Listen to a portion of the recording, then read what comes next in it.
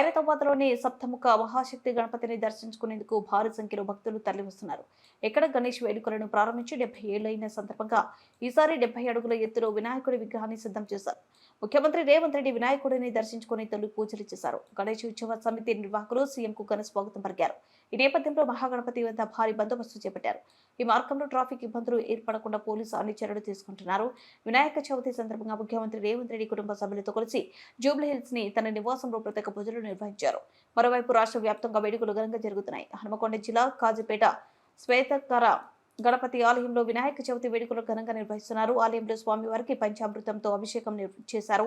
గంగా జలం సప్తవర్ణ ద్వాదశ ఫల రసాలతో అభిషేకాలు నిర్వహించారు. స్వామివారికి ప్రత్యేక అలంకరణలు చేశారు. గణపతి నామస్మరణంతో ఆలయ పరిసరాలు మారుమోగుతున్నాయి. దేశంలోనే అత్యంత గొప్పగా ఖైరతాబాద్ గణేష్ ఉత్సవ సమితి గణేష్ నవరాత్రి ఉత్సవాలను గత 70 సంవత్సరాల నుంచి 1954 నుంచి 2024 వరకు దేశం దృష్టినంతా ఆకర్షించే విధంగా గణేష్ నవరాత్రి ఉత్సవాలు నిర్వహించి ఖైరతాబాద్ ఉత్సవాలను నిర్వహించడంలోనే దేశంలో గొప్ప గుర్తింపు గౌరవాన్ని పొందడం మనందరికీ తెలంగాణ రాష్ట్రానికి గర్వకారణం.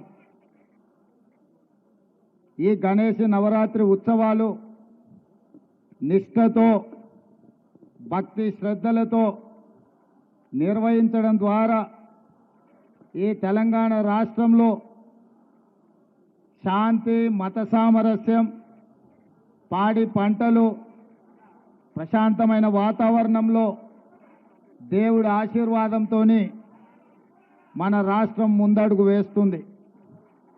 ప్రభుత్వము గణేష్ ఉత్సవాలను ప్రతిష్టాత్మకంగా తీసుకొని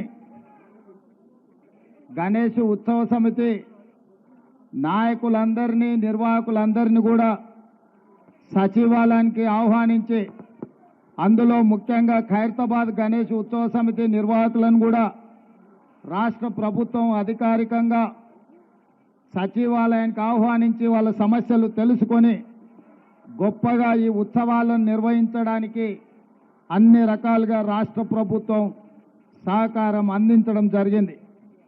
ఆ సందర్భంగా హైదరాబాదు నగరంలో 1,40,000 విగ్రహాలను నవరాత్రి ఉత్సవాలకు నెలకొల్పుతున్నారు. ఈ 1,40,000 విగ్రహ ఈ ఆరాధన కార్యక్రమంలో ప్రభుత్వం వైపు నుంచి ఉచిత కరెంటు ఇవ్వాలి అని వాళ్ళు అడిగితే భక్తుల సౌకర్యార్థము రాష్ట్ర ప్రభుత్వము ఈ నిర్వహణకు అవసరమయ్యే విద్యుత్తును ఉచితంగా అందించడం ద్వారా భక్తులకు అందుబాటులోకి ప్రభుత్వం తీసుకొచ్చింది. ఈ సంవత్సరం అత్యధిక వర్షాలు రావడమే కాకుండా అకాల వర్షాల వల్ల వరదలు రావడము, వరదలో ప్రజలకు ఇబ్బందులు జరగడము, కానీ దేవుడి దయ వల్ల ఆశీర్వాదం వల్ల ఎక్కువ నష్టం జరగకుండా అతి తక్కువ నష్టంతో ఈరోజు మనందరం కూడా బయటపడ్డాము అని అంటే భక్తులందరూ భక్తి శ్రద్ధలతో ఈ ఉత్సవాలను నిర్వహించడమే అని చెప్పి మనం ఈరోజు స్మరించుకోవాల్సిన అవసరం ఉన్నది. అందుకే ఈరోజు ఈ కార్యక్రమంలో దీపాదాస్ మున్షి గారు, పొన్నం ప్రభాకర్ గారు,